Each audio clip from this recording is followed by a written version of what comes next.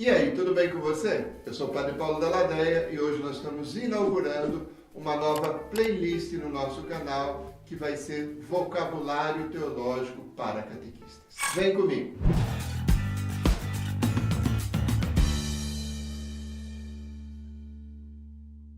Hoje nós vamos falar sobre uma palavra que você já deve ter escutado muito na internet, muita gente descendo o pau, porque o que mais tem na internet é gente descendo o pau, e é o que dá público, o que dá like, né? Mas eu queria falar pelo lado favorável, pelo lado positivo, pelo lado interessante dessa palavra, e ela é ecumenismo. Primeira coisa que eu queria esclarecer, eu sou um padre, sou teólogo, mas eu estou querendo falar de forma mais simples para as pessoas, ok? Então, quando a gente fala de ecumenismo é uma palavra grega, que foi criada, não está na Bíblia, com certeza, e quer dizer casa comum. Oikos, casa, menos, comum, junto.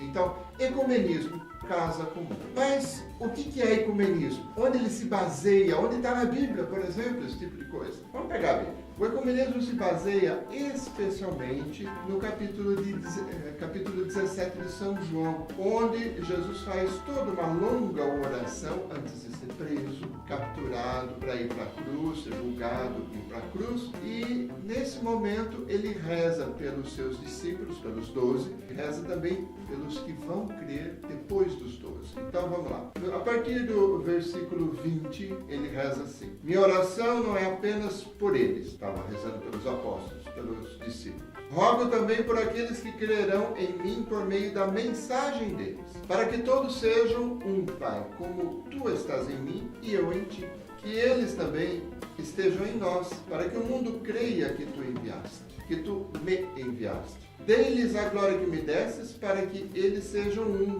assim como nós somos um, eu neles e tu em mim. Que eles sejam levados à plena unidade, para que o mundo saiba que tu me enviaste e os amastes como igualmente me amastes. Jesus reza pela unidade da igreja porque ele já antevê, nos séculos todos da igreja, que a igreja vai ser um grupo desunido. E então ele reza pela unidade da igreja para que a igreja não tenha tantas divisões, ou para que a igreja seja unida. Na verdade, só o demônio ganha com a divisão da igreja, porque é uma guerra de vaidade, é uma guerra de ego. E quando a gente divide, a gente reina sobre um grupo. Então, veja bem, Jesus diz para que eles sejam um e o mundo creia que tu me enviaste. É para isso que serve o ecumenismo, para dar testemunho do Evangelho de Jesus. Porque enquanto a gente ficar brigando, católicos contra os protestantes e contra evangélicos pentecostais contra protestantes e contra católicos, protestantes contra católicos e evangélicos pentecostais, nós vamos só dar testemunho de divisão e de escândalo. O movimento ecumênico surgiu em 1908 com o movimento da Igreja Episcopal, com alguns pastores visionários e inteligentes da Igreja Episcopal, que é a Igreja Anglicana dos Estados Unidos. Depois reuniu as outras igrejas e hoje muitos pentecostais, muitos protestantes não querem o movimento ecumênico. Eu acho que isso é fruto e obra do demônio semeando divisão entre nós. A Igreja Católica entrou, pelo menos como observadora nesse movimento ecumênico, mas apoia o movimento ecumênico a partir do Vaticano II, a partir de 68. Nós temos pelo menos cinco grandes documentos da Igreja que apoiam o ecumenismo. A Constituição Apostólica Lumen Gentium e a Gaudium et Spes. Depois os decretos Aligentes, que é para as missões, Orientalium Ecclesiarum, que é para as igrejas orientais, e a Unitatis Redintegratio, que é o documento que fala exatamente sobre o ecumenismo. E, bom, temos esses 5 documentos, temos outros trechos, temos outros documentos que falam também, tá? Mas esses são os documentos principais do Vaticano II. O movimento protestante se reuniu depois de uma espécie de federação que se chama Conselho Mundial de Igrejas e que fez um documento chamado Enquiridium Ecumenicum, que reúne desde 1948 até 1998, quando a Igreja Católica fez um acordo sobre a predestinação com os luteranos para resolver aquela antiga querela entre Lutero e o Papa. Então, de 48 a 98 existe um documento que reúne todos esses esses textos da parte dos protestantes evangélicos, né, do Conselho Mundial de Igrejas, onde a Igreja Católica é observador, não é membro participante, mas é observador. Mas do lado católico, também nós fizemos em 93, nós fizemos um diretório sobre o ecumenismo. E em 98, 99, se eu não me engano, o Papa João Paulo II fez uma encíclica sobre o ecumenismo. Então, se pode esquecer que João Paulo II, além de grande Papa, é santo e é documento oficial do magistério da Igreja, como o Vaticano II também. Bom, nós temos gente espetacular, inteligentíssima e santa dos dois lados, do lado protestante e do lado católico.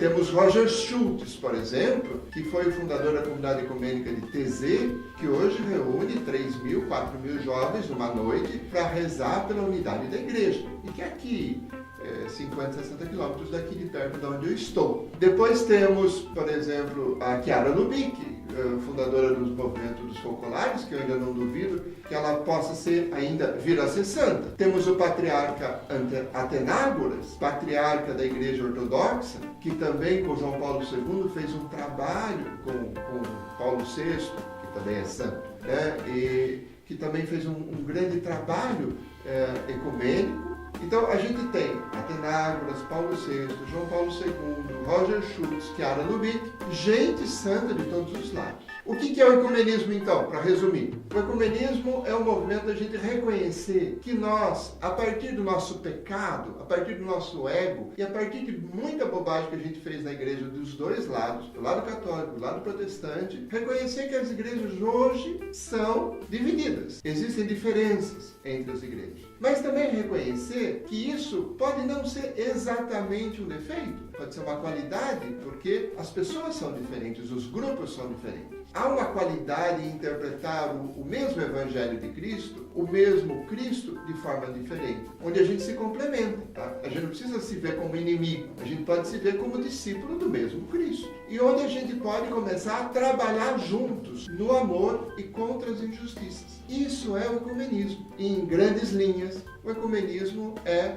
a gente se reunir e não se ver como inimigo, mas se ver como irmãos da mesma família, onde Cristo é o fundador, é o nosso grande inspirador. E onde os evangelhos são a raiz da nossa vida cristã. É isso. Então, se você ouviu falar contra o ecumenismo, vai estudar, vai dar um Google, vai ver melhor, vai ler os documentos da Igreja Católica e veja que nós temos muita coisa em comum e muita coisa boa para trabalhar pelo mesmo Cristo e a favor da justiça, da fraternidade, dos direitos humanos. Um abraço, até mais.